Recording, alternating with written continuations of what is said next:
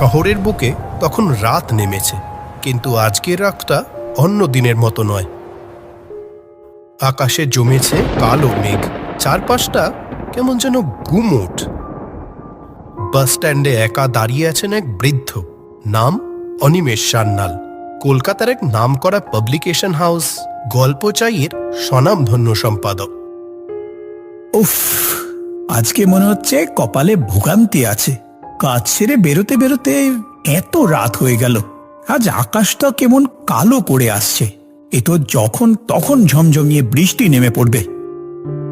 আর কদিন পর থেকেই শুরু বই মেলা। পাবলিকেশন হাউসে এখন চরম ব্যস্ততা চলছে। প্রেসে চলছে শেষ মুহূর্তের কাজ। সেই সব কাজ দেখতে দেখতে আজ এতটাই দেরি হয়ে গেছে যে অনিমেষবাবুর সময়ে আজ কোনো খেয়ালই ছিল না। যখন তিনি দেখলেন রাত 9:30 বাজে, তখন তার হুঁশ ফিরল। বাস স্ট্যান্ডে আসতেই আধ ঘন্টা সময় কাবার। অন্যান্য দিন সন্ধ্যে 6:30 থেকে 7টার মধ্যেই তিনি বাড়ির দিকে রওনা দেন। এসব ভাবতে ভাবতে হঠাৎ বাসের হর্নের আওয়াজে সম্বিত ফেরে অনিমেষবাবু। তিনি তাকিয়ে দেখেন সামনে এসে দাঁড়িয়েছে 85 নম্বর বাস। কিন্তু এই বাসে তিনি সচরাচর ফেরেন না, কারণ এই বাসের স্টপেজে নামলে বাড়ি পৌঁছাতে হলে তাকে আরো মিনিট 15 বেশি হাঁটতে হয়। এই বাসটাও যদি ছেড়ে দিই তাহলে তো আরো বিপদ। আমার সেই 81 নম্বর বাস আবার কখন আসবে তার কোনো ঠিক নেই। একেই তো এত রাত হয়ে গেছে, ওদিকে আবার জোর বৃষ্টিও আসছে।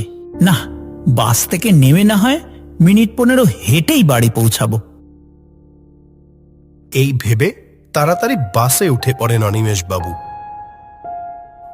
বাসে উঠে দেখেন লোক সংখ্যা একেবারে হাতে গোনা। বৃষ্টি আসছে দেখে হয়তো আগে ভাগেই যে যার বাড়ির পথে রওনা দিয়েছে সবাই।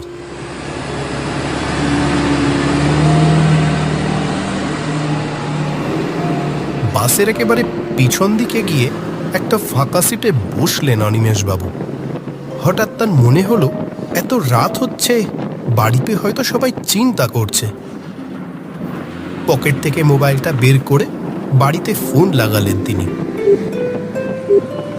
The number you are trying to call is currently not reachable. Please try again later. উফ, এই তো হচ্ছে মোবাইলের অবস্থা। যখন সবচেয়ে বেশি দরকার তখনই নট রিচেবল। এই সময় বাসে তো নতুন